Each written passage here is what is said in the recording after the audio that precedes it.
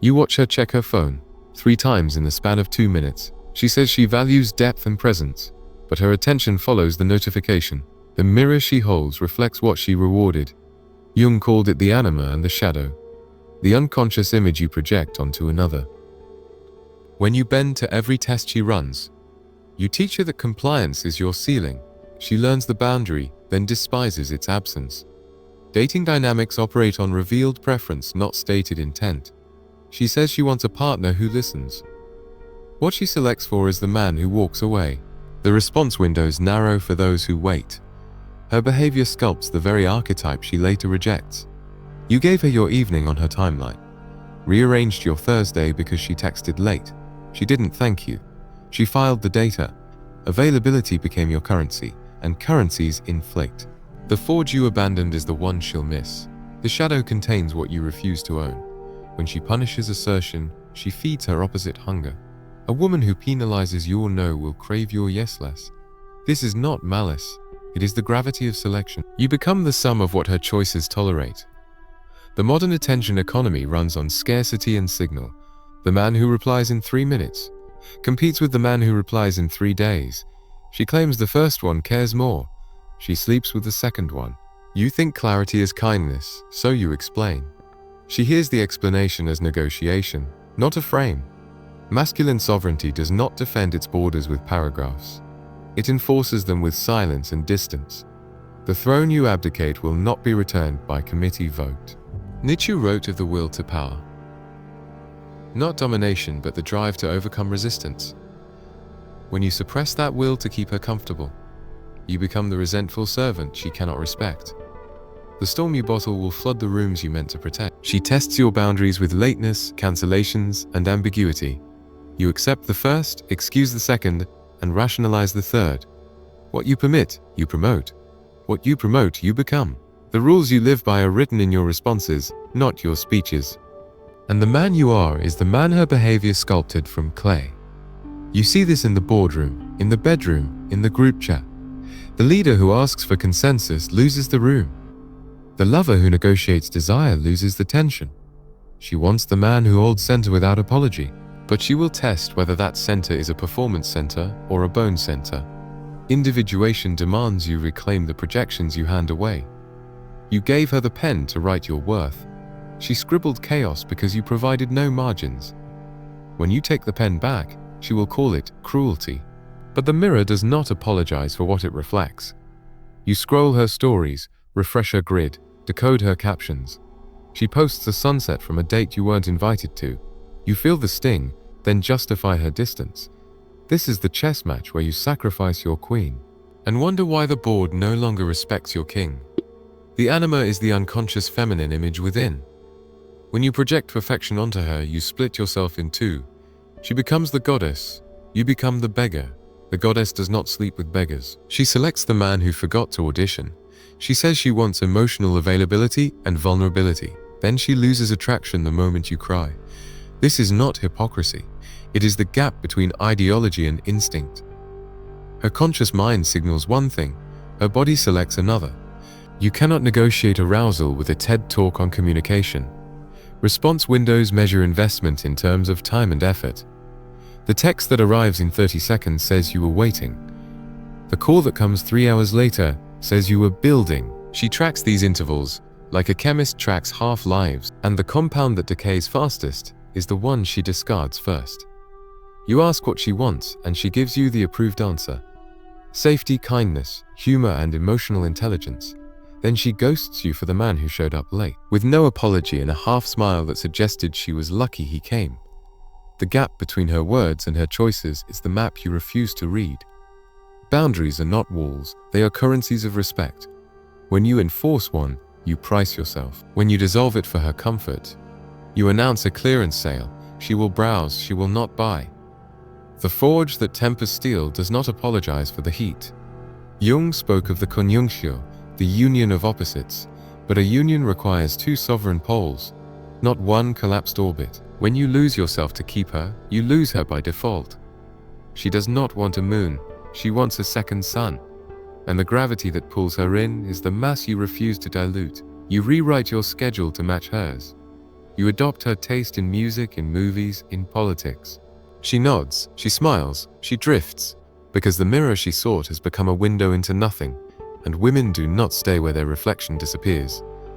Masculine sovereignty is not aggression, it is non-negotiation on core terms. You decide your time, your attention, your availability. She can join the world you built, or she can walk. The moment you audition for her approval, you hand her the crown. And queens do not marry jesters, no matter how hard they perform. She signals chaos because chaos reveals your spine. The late-night call, the sudden cancellation, the ambiguous intention. These are not accidents, they are stress tests. You either hold your ground, or you justify her disrespect.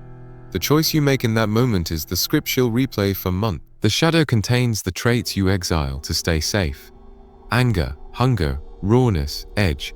She says she wants the sanitized version, the man who never flinches. But her body remembers the taste of something untamed, and the men she tells her friends about are never the ones who played it safe. Attention economy runs on leverage, not fairness. The man with options does not chase. He selects. The man without options explains why he deserves one more chance. She does not hear the explanation. She smells the desperation. And scarcity in your frame becomes abundance in hers. You gave her the veto on your decisions. Should I take the job? Should I travel? Should I set this boundary? She heard the question as weakness, not collaboration. Because the king who asks permission is no longer king. The throne is not voted on. It is taken or it is empty. Dating dynamics reward the man who walks first. Not out of cruelty, but out of self-respect that does not bend. She will call it coldness. She will call it immaturity. She will also call him 2 weeks later when the tension becomes unbearable. The storm you refuse to calm is the one she'll chase into the night. You think love is sacrifice, so you sacrifice your hours, your hobbies, your friends.